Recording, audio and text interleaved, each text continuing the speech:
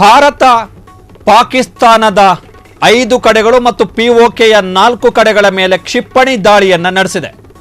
ಈ ದಾಳಿಯ ಎಫೆಕ್ಟ್ ಏನು ಅಂತ ಹೇಳಿದ್ರೆ ಪಾಕಿಸ್ತಾನದ ಭಯೋತ್ಪಾದಕರು ಈ ದಾಳಿಯಲ್ಲಿ ಸಾವನ್ನಪ್ಪಿದ್ದಾರೆ.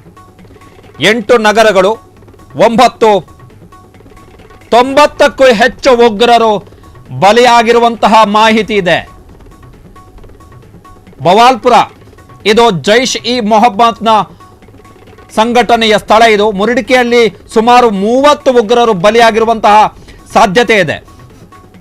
8 ನಗರಗಳು ಮತ್ತು 9 ಸ್ಥಳಗಳ ಮೇಲೆ ದಾಳಿಯಾಗಿರುವಂಥದ್ದು. 90ಕ್ಕೂ ಹೆಚ್ಚು ಉಗ್ರರು 90ಕ್ಕೂ ಹೆಚ್ಚು ಉಗ್ರರು ಬವಾಲ್ಪುರ ಉಗ್ರರ ಶಿಬಿರದಲ್ಲೇ ಅಂದ್ರೆ ಜೈಷ್ ಇ ಮೊಹಮ್ಮದ್ನ ಉಗ್ರ ಶಿಬಿರದಲ್ಲೇ 30ಕ್ಕೂ ಉಗ್ರರು ಸಾವನ್ನಪ್ಪಿರುವಂತಹ ಶಂಕೆ ಇದೆ. ದಾಳಿ ಆಗಿರುವಂಥದ್ದು ನಿಜ. ಹೆಣಗಳ ಲೆಕ್ಕವನ್ನ ಪಾಕಿಸ್ತಾನದವರು ಕೂತ್ಕೊಂಡು ಹಾಕಬಹುದು, ಬೇಕಾದ್ರೆ ಕೂತ್ಕೊಂಡು. ಬಟ್ ನಮಗೆ ಬರ್ತಿರುವಂತಹ ಇಂಟೆಲಿಜೆನ್ಸ್ ಅಂದ್ರೆ ಭಾರತ ಸರ್ಕಾರಕ್ಕೆ ಸಿಗ್ತಿರುವಂತಹ ಮಾಹಿತಿಗಳ ಪ್ರಕಾರ ಕನಿಷ್ಠ 90 ಮಂದಿ ಉಗ್ರರು ಸತ್ತೋಗಿದ್ದಾರೆ ಅಂತೇಳಿ, ನೆಗೆದು ಬಿದ್ದು ಹೋದ್ರು 90 ಜನ ಉಗ್ರರು. ಈ ತರ ದಾಳಿ ಆದ್ರೆ ಇನ್ನು ಜೀವಮಾನದಲ್ಲಿ ಲಷ್ಕರ್ ಇ ತೊಯ್ಬಾನು ದಾಳಿ ಮಾಡಲ್ಲ, ಮಸೂದ್ ಅಜರು ದಾಳಿ ಮಾಡಲ್ಲ. ಪಾಕಿಸ್ತಾನದವರು ಬಿಟ್ಬಿಡ್ತಾರೆ, ಇವ್ರನ್ನ ನಿಮ್ಮನ್ನ ಸಾಕಕ್ಕಾಗಲ್ಲ ನಮ್ಮ ಕೈಯಲ್ಲಿ ಅಂತೇಳಿ. ಮುರುಡಿಕೆ ಹಫೀಜ್ ಸಯೀದ್ನ ಲಷ್ಕರ್ ಇ ತೊಯ್ಬಾ ಇರತಕ್ಕಂತಹ ಸ್ಥಳ. ಅದು ಲಷ್ಕರ್ ಇ ತೊಯ್ಬಾ ಇರ್ತಕ್ಕಂತಹ ಸ್ಥಳ.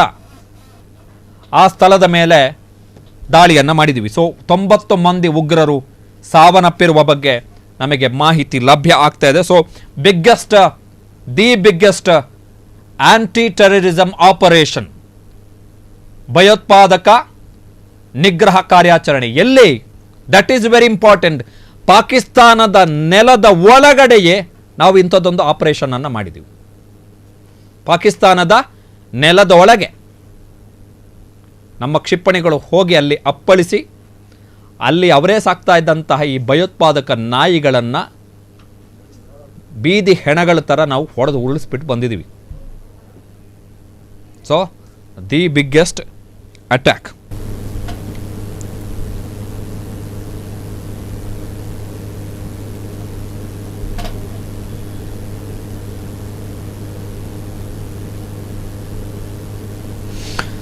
ಸೊ ಈ ದಾಳಿಯ ಬಳಿಕ ಸರ್ಜಿಕಲ್ ದಾಳಿಯ ಬಳಿಕ 90ಕ್ಕೂ ಹೆಚ್ಚು ಉಗ್ರರು ಸಾವನ್ನಪ್ಪಿರುವಂತಹ ಶಂಕೆ ಇದೆ. ಸತ್ತಿರಬಹುದು, ಸಾಧ್ಯತೆ ಜಾಸ್ತಿ ಇದೆ. ಕಾರಣ ಒಂದು, ಇದು ರಾತ್ರಿ ಹೊತ್ತು ಆಗಿರುವಂತಹ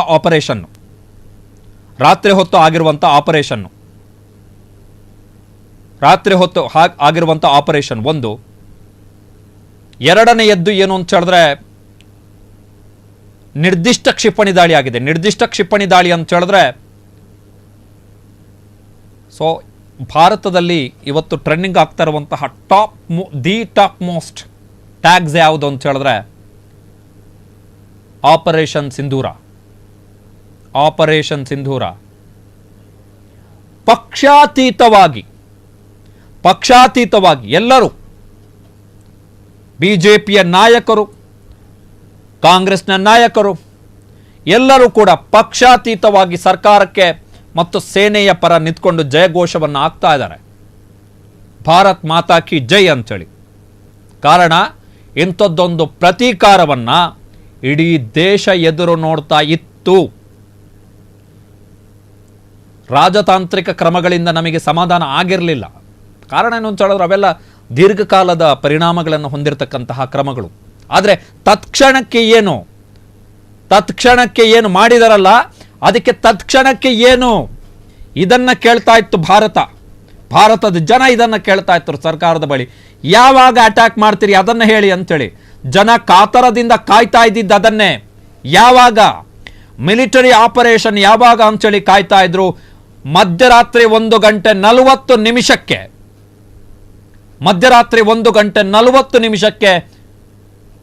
ಭಾರತ ಸರ್ಕಾರ, ಪ್ರಧಾನಮಂತ್ರಿ ನರೇಂದ್ರ ಮೋದಿ ಅವರ ಸರ್ಕಾರ ಈ ದೇಶದ ಜನತೆಗೆ ಒಂದು ಸಂದೇಶವನ್ನು ಕೊಡ್ತು. ನಾವು ಅಟ್ಯಾಕ್ ಮಾಡಿದ್ದೀವಿ. ಎಲ್ಲಿ? ಪಾಕ್ ಆಕ್ರಮಿತ ಕಾಶ್ಮೀರ ಮಾತ್ರ ಅಲ್ಲ, ಪಾಕಿಸ್ತಾನದಲ್ಲೇ ಇರತಕ್ಕಂತಹ ಉಗ್ರ ನೆಲೆಗಳ ಮೇಲೆ ಕೂಡ ನಾವು ದಾಳಿಯನ್ನು ಮಾಡಿದ್ದೀವಿ ಎನ್ನುವಂತಹ ಸಂದೇಶವನ್ನು ಕೊಡ್ತು. ರಾತ್ರಿ 1:44 ಭಾರತದ ಯುದ್ಧ ವಿಮಾನಗಳಿಂದ ಚಿಮ್ಮಿದಂತಹ ಕ್ಷಿಪಣಿಗಳು, long range missiles scalp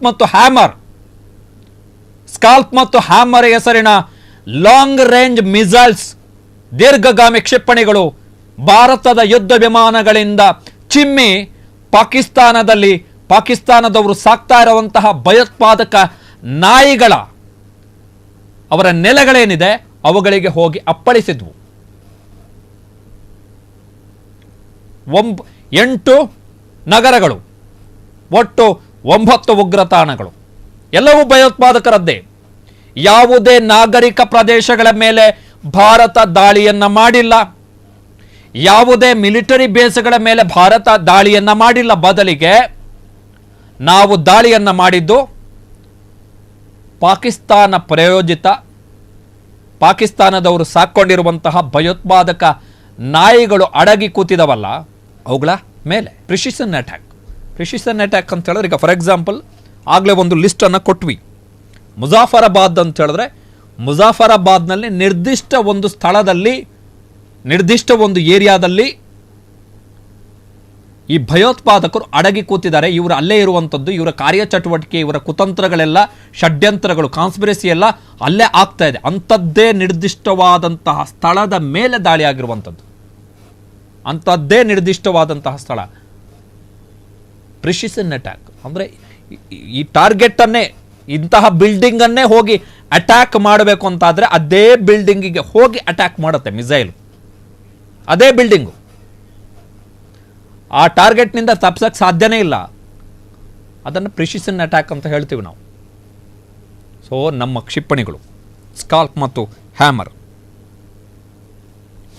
Rahul Gandhi ಅವರು ಕೂಡ ತಮ್ಮ ಅಭಿನಂದನೆಯನ್ನ ಸಲ್ಲಿಸಿದ್ದಾರೆ. ನಮ್ಮ ಸೇನೆಯ ಬಗ್ಗೆ ನಮಗೆ ಹೆಮ್ಮೆ ಅಂತೇಳಿ ಅನಿಸ್ತಾ ಇದೆ ಅಂತೇಳಿ ಕಾಂಗ್ರೆಸ್ನ ನಾಯಕ, ಕಾಂಗ್ರೆಸ್ನ ಸಂಸದ ಮತ್ತು ವಿರೋಧ ಪಕ್ಷದ ನಾಯಕರಾಗಿರುವಂತಹ ರಾಹುಲ್ ಗಾಂಧಿ ಅವರು ತಮ್ಮ ಮೊದಲ ಪ್ರತಿಕ್ರಿಯೆಯನ್ನು ಕೊಟ್ಟಿದ್ದಾರೆ. ಪ್ರಧಾನಮಂತ್ರಿಗಳು ಇನ್ನೂ ಪ್ರತಿಕ್ರಿಯೆ ಕೊಟ್ಟಿಲ್ಲ. ಬಹುಶಃ ಇವತ್ತು ಮಾತನಾಡಬಹುದು ದೇಶವನ್ನು ಉದ್ದೇಶಿಸಿ. ಸಾಧ್ಯತೆಗಳಿದಾವೆ. ಆಪರೇಷನ್ ಸಿಂಧೂರ್ ಗಡಿಯಿಂದ 100 ಕಿಲೋಮೀಟರ್ ರೇಂಜ್ನಲ್ಲಿರುವಂತಹ ಶಿಬಿರಗಳನ್ನು ಟಾರ್ಗೆಟ್ ಮಾಡಲಾಗಿರುವಂಥದ್ದು. JEM, ಜೈಷ್ ಇ ಮೊಹಮ್ಮದ್, ಲಷ್ಕರ್ ಮರ್ಕಜ್ ತೈಬಾ, ಮುರಿಡ್ಕೆ, ಇದು ಹಫೀಜ್ ಸೈಯದ್ನ ಕ್ಯಾಂಪ್. ಇದು ಟ್ರೆಹಕಲಾನ್ನ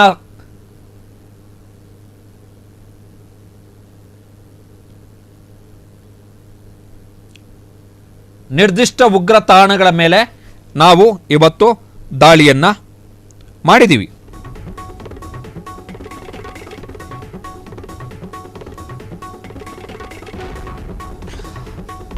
ಭಾರತದ ಸರ್ಜಿಕಲ್ ಸ್ಟ್ರೈಕ್ ಲಷ್ಕರಿ ಟೆರರ್ ಕ್ಯಾಂಪ್ ಮರ್ಕಜ್ ತೈಬಾ ಮುರಿಡ್ಕೆಯಲ್ಲಿ ಇರುವಂತದ್ದು. ಇದು ಜೈಷ್ ಇ ಮೊಹಮ್ಮದ್ನ ಟೆರರ್ ಕ್ಯಾಂಪ್ ಟ್ರೆಹಕಲಾನ್ ಸರ್ಜಲ್ ನಗರದಲ್ಲಿರ್ತಕ್ಕಂತಹ ಪ್ರದೇಶ.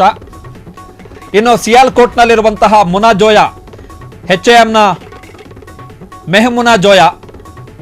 ಲಷ್ಕರ್ನ ಇನ್ನೊಂದು ಟೆರರ್ ಕ್ಯಾಂಪ್ ಮರ್ಕಜ್ ಅಹ್ಲೆ ಆದಿತ್, ಇದು ಬರ್ನಾಲ್ ನಗರದಲ್ಲಿರ್ತಕ್ಕಂತಹ ಸ್ಥಳ. ಇದು ಕೋಟ್ಲಿಯಲ್ಲಿ ಮರ್ಕಜ್ ಅಬ್ಬಾಸ್, ಇದು JEM ಜೈಷ್ ಇ ಮೊಹಮ್ಮದ್ನ ಟೆರರ್ ಕ್ಯಾಂಪ್ ಇರ್ತಕ್ಕಂತಹ ಸ್ಥಳ. ಕೋಟ್ಲಿಯಲ್ಲಿ ಮಸ್ಕರ್ ರಹಿಲ್ ಶಹೀದ್, ಇದು HMನ ಟೆರರ್ ಕ್ಯಾಂಪ್ ಇರತಕ್ಕಂತಹ ಸ್ಥಳ. ಮುಜಾಫರಾಬಾದ್ನ ಶವಾಯಿ ನಲ್ಲಾ, ಇದು ಲಷ್ಕರ್ ಇ ತೊಯ್ಬಾ ಜೊತೆಗೆ JEM ಸೈದ್ನ ಬಿಲಾಲ್. ಮುಜಾಫರಾಬಾದ್ನಲ್ಲಿ 2 ಕಡೆ ಟಾರ್ಗೆಟ್ ಆಗಿದೆ, 2 ಕಡೆ. ಸೊ ನಾವು ಇಡೀ ಮುಜಾಫರಾಬಾದ್ನಲ್ಲಿ ಅಥವಾ ಇಡೀ ಸಿಯಾಲ್ಕೋಟ್ನ ಮೇಲೆ ದಾಳಿಯನ್ನ ಮಾಡಿದ್ದಲ್ಲ. ನಾವೇನ್ ಮಾಡಿದೀವಿ, ಈಗ ಬವಾಲ್ಪುರ್ ಇದರಲ್ಲಿ ಸುಬಾನಲ್ಲಾ ಅಂತೇಳಿ ಒಂದು ಮರ್ಕಜ್ ಸುಬಾನಲ್ಲಾ ಅಂತೇಳಿ ಒಂದು ಏರಿಯಾ ಇದೆ. ಆ ಏರಿಯಾದಲ್ಲಿ ಈ ಟೆರರ್ ಕ್ಯಾಂಪ್ ಇದೆ. ಸೊ ಅಲ್ಲಿ ದಾಳಿ ಮಾಡಿದ್ವಿ. ಸರ್ಜಲ್ ಎನ್ನುವಂತಹ ನಗರದಲ್ಲಿ ಟ್ರೆಹಕಲಾನ್, ಇದು ಒಂದು ಏರಿಯಾ, ನಿರ್ದಿಷ್ಟ ಏರಿಯಾ, ಒಂದು ಮೈನ್ ರೋಡೋ ಅಥವಾ ಕ್ರಾಸೋ ಅಂತಹ ಏರಿಯಾದ ಮೇಲೆ ನಾವು ದಾಳಿಯನ್ನ ಮಾಡಿದ್ವಿ. ಪ್ರಿಸಿಷನ್ ಅಟ್ಯಾಕ್, ಏಕಾಏಕಿ ಹೋಗಿ ನಗರದ ಮೇಲೆ ದಾಳಿ ಮಾಡಿದ್ದಲ್ಲ, ಕ್ಷಿಪಣಿಗಳನ್ನು ಉಡಾಯಿಸಿದ್ದಲ್ಲ. ನಮ್ಮ ಟಾರ್ಗೆಟ್ ಇದ್ದಿದ್ದೇನು? ನಾಟ್ ಸಿವಿಲಿಯನ್ ಏರಿಯಾಸ್, ನಾಗರಿಕ ಪ್ರದೇಶಗಳ ಮೇಲೆ ಭಾರತ ದಾಳಿಯನ್ನ ಮಾಡಿಲ್ಲ, ಮಿಲಿಟರಿ ಪ್ರದೇಶಗಳ ಮೇಲೆ ಭಾರತ ದಾಳಿಯನ್ನ ಮಾಡಿಲ್ಲ. ಕಾರಣ ಏನು ಅಂತ ಹೇಳಿದ್ರೆ ಇವೆಲ್ಲ ಇಂಪಾರ್ಟೆಂಟ್. ನೀವೀಗ ಏನು ಮ್ಯಾಪ್ ನೋಡ್ತಾ ಇದ್ದೀರಿ ಪಕ್ಕದಲ್ಲಿ, ಅದು ದಾಳಿ ಆಗಿರ್ತಕ್ಕಂಥ ಪ್ರದೇಶಗಳ ಮ್ಯಾಪ್, ಅದು ದಾಳಿ ಆಗಿರ್ತಕ್ಕಂಥ ಪ್ರದೇಶಗಳ map. Number 8, number 9, number 6, number 7 ನೋಡಿ, ಅವೆಲ್ಲವೂ ಕೂಡ ಒಂದು ರೋದಲ್ಲಿದ್ದಾವೆ. ಒಂದು ರೋ,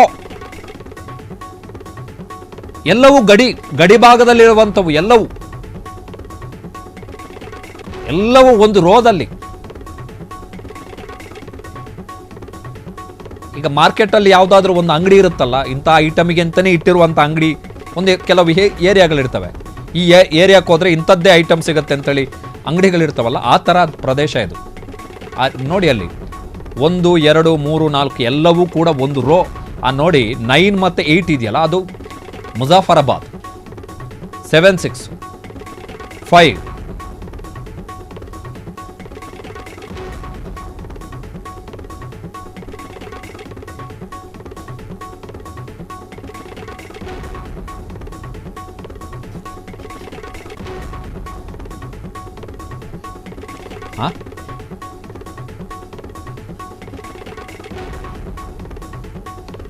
ಸೊ ಇಲ್ಲಿ ನಂಬರ್ 1 ಇದು ಬವಾಲ್ಪುರ್, ನಂಬರ್ 2 ನೀವೇನು ಚಿತ್ರದಲ್ಲಿ ಕಾಣಿಸ್ತಾ ಇದ್ರಿ,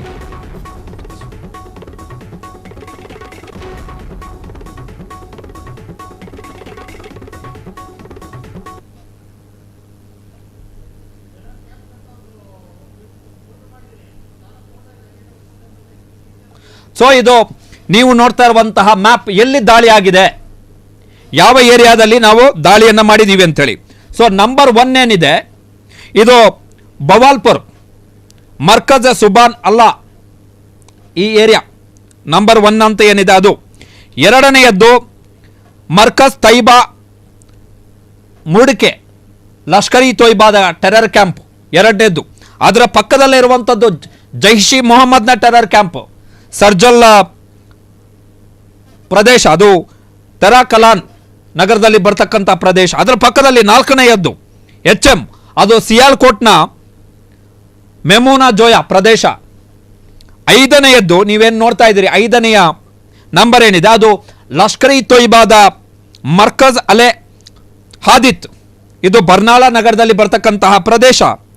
6ನೇಯದ್ದು ಏನು ನೋಡ್ತಾ ಇದ್ದೀರಿ ನೀವು, ಅದು ಜೈಷ್ ಇ ಮೊಹಮ್ಮದ್ನ ಇನ್ನೊಂದು ಪ್ರದೇಶ, ಅದು ಟೆರರ್ ಕ್ಯಾಂಪು ಕೋಟ್ಲಿಯಲ್ಲಿ ಬರ್ತಕ್ಕಂತಹ ಮರ್ಕಜ್ ಅಬ್ಬಸ್. ನೋಡಿ, ಜೈಷ್ ಇ ಮೊಹಮ್ಮದ್ನ ಟೆರರ್ ಕ್ಯಾಂಪ್ನ ಪಕ್ಕದಲ್ಲಿ ಇನ್ನೊಂದು ಉಗ್ರಗಾಮಿ ಸಂಘಟನೆ HMನ ಟೆರರ್ ಕ್ಯಾಂಪ್ ಇದೆ, ಅಗೇನ್ ಕೋಟ್ಲಿ, ಮಸ್ಕರ್ ರಹಿಲ್ ಶಾಹಿದ್ ಅಂತೇಳಿ.